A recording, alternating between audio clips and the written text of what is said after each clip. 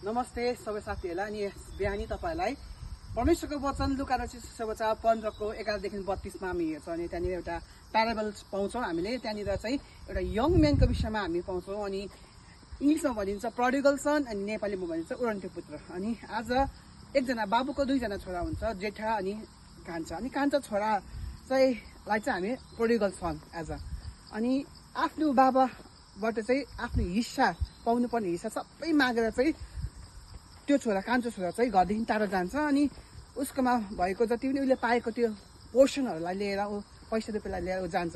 अनि गएपछि उसले जुन पैसाहरू पाएको पैसाहरू चाहिँ उसले मोज मजा गरेर इन्जोयमेन्टमा बिताउँछ। अनि उसकोमा धेरै साथीहरू हुन्छ जब उसकोमा पैसा रुपियाँ हुन्छ।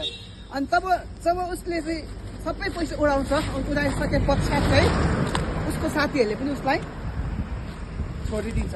अनि उसको अवस्था एकदमै शोचनीय हुन्छ, एकदमै मायालाग्दो हुन्छ। अनि उसले धेरै काम खोज्छ, अनि काम खोज्दा पनि उसले काम पाउन सक्दैन।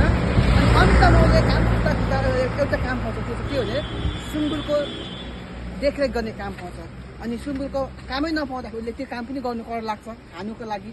अनि त्यसैले गर्दाखेरि जब उसले सुँगुरको देखरेख गरिरहेको हुन्छ त्यति बेला उसको चेतना खोलिन्छ, मेरो घरमा त मेरो पिताको घरमा त योभन्दा दामी दामी खानाहरू चिजहरू चाहिँ आज मैले खान पाउँछु। तर म चाहिँ यहाँनिर अहिले हेर्नु एउटा मेरो घरमा बाबाकोमा प्रशस्त खानेकुरा छ, अनि घर एकदमै राम्रो राम्रो छ, तर पनि म यो अवस्थामा छु भने उसले जब मनमा लिन्छ अनि उसले मनमा पछुतो लिन्छ, त्यो बादमा उसले निर्णय गर्छ कि म चाहिँ अब बाबाकोमा फर्केर जान्छु घरमा।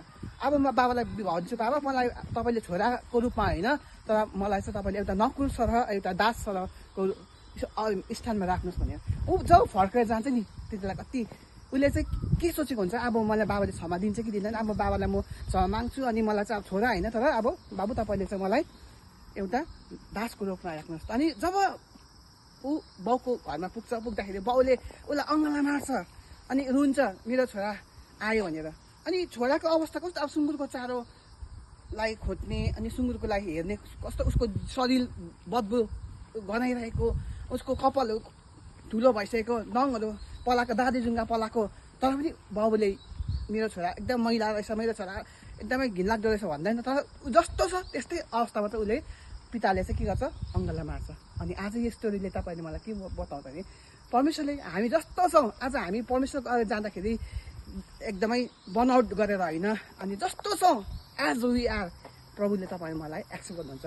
आज प्रभुको प्रेम चाहिँ हामीले चाहिँ एउटा फेथफुल भएर एकदमै विश्वासयोग्य भएर हामीले पाउन सक्दैनौँ। तर आज यदि हामीले भुलै गरे तापनि जब हामी पछितो मान्छौँ, जब प्रभुको फेरि चरणमा जान्छ भने चाहिँ प्रभुले तपाईँले मलाई के गर्नुहुन्छ, एक्सेप्ट गर्नुहुन्छ। आज हामी पनि धेरैचोटि परमेश्वरको प्रेमदेखि अलग भएको हुन्छ, परमेश्वरदेखि धेरै टाढा भएको हुन्छ। अनि आज तपाईँ म प्रभुको नजिक जानुपर्छ। अनि यस्तै हामीले भुल गरे तापनि जब हामी प्रभुको चरणमा जान्छ, हामीले बनआउट गर्नु पर्दैन, देखाउनु पर्दैन, नहुनु राम्रो लुगा लगाएर होइन, तर जस्तो छौँ हामी त्यस्तै जब जान्छौँ भने प्रभुले तपाईँले मलाई एक्सेप्ट गर्नुहुन्छ, प्रेम गर्नुहुन्छ। यो चाहिँ हो परमेश्वरको प्रेम। आमीन।